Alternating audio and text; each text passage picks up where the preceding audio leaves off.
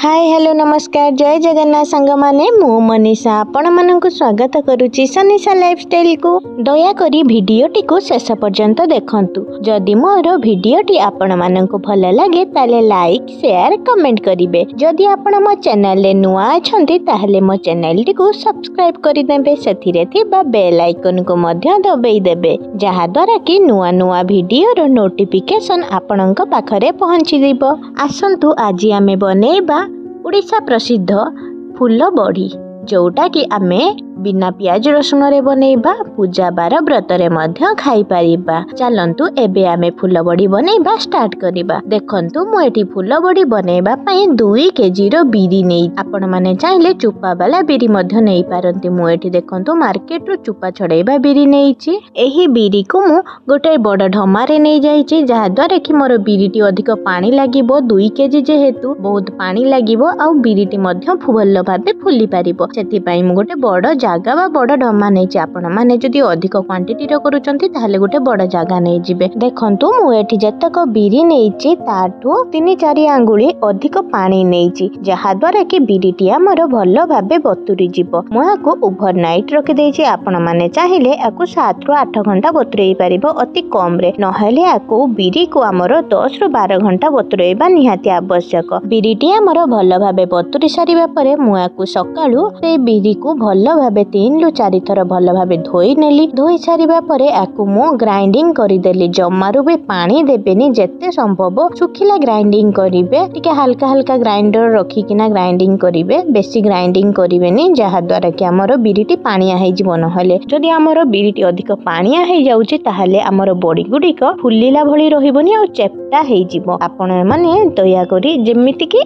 पानिया बेसी करिवेनी बिरीटी को।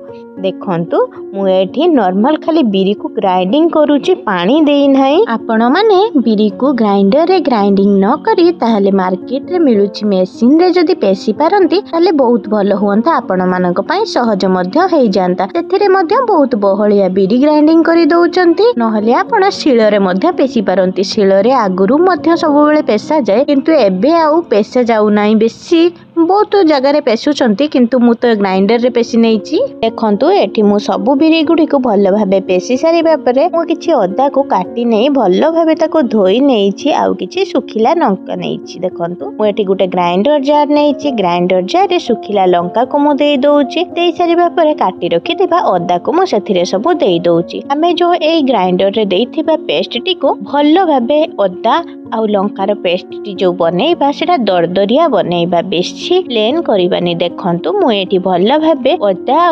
लंका को गोटे स्मूथ पेस्ट करने जेमति कि टिके दरदरिया रहइबा। बेसी खंड खंड नुह कि बेसी प्लेन नुह। आपण चाहिले याको छेची कि मध्य नै पारंती। देखंतु मु एठी जो सब गुडा बिरी पेस्ट करथलो सेथिरु किछि बिरी गोटे जगह को काढी नैछि। अल्प बिरी काढी नै सारिबा परे सेथिरे मु अदा आ लंकार जो पेस्ट टी बनेइथिली सेथिरे मु अल्प टिके देई दउछि आ किछि गुट्टा जीरा देउछि जहा द्वारा कि स्वाद टिके भलो आछिबो। एबे मु ए सब को भल भाबे 10 ରୁ 15 मिनिट पर्यंत फेंटी नेबी। देखंतु ए सब फेंटी सारिबा परे मु एठी गोटे बाउल ले पानी नैछि। पानी नेकी सेथिरे मु अल्प टिके से जो पेस्ट टी बिरी रो पेस्ट टी टिके देई दउछि। जदि हमर बिरी रो पेस्ट टी भासी कि रहउछि ताले हमर बिरी पारिबा पई कि बा बिछेबा पई कि परफेक्ट बिरी टी हेई जाईछि। देखंतु बड़ी बिछेबा पई कि परफेक्ट पेस्ट टी हम रेडी हेई सारिबा परे एबे मु गोटे जरी नैछि बा बड़ बेनर नैछि। बेनर रे मु सेठी तेल किछि लगे देछि जहा द्वारा कि बेनर रे हमर बड़ी गुडिक लागिबो नै। मु एठी बेनर रे तेल देई सारिबा परे एबे मु सब बड़ी को एबे हमें बिछेई नबा। देखंतु मु बड़ी के एठी पानी हाथ हेई जाउछि आ बिरी रु किछि टिके नै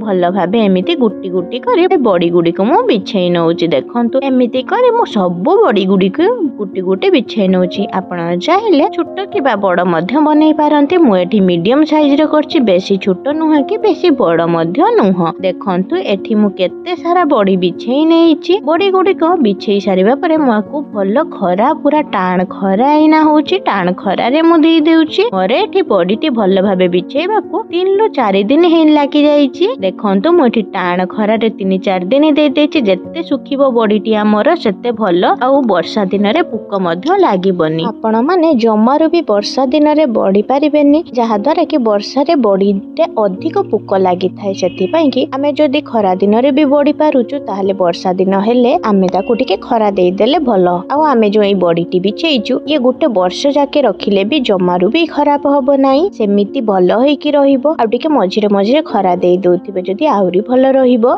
एबे हमर रेडी हेई गला ओडिसा प्रसिद्ध फूल बडी। वीडियोटी शेष पर्यंत देखिथिबारु आपण मानकु धन्यवाद। रहिली टाटा बाय।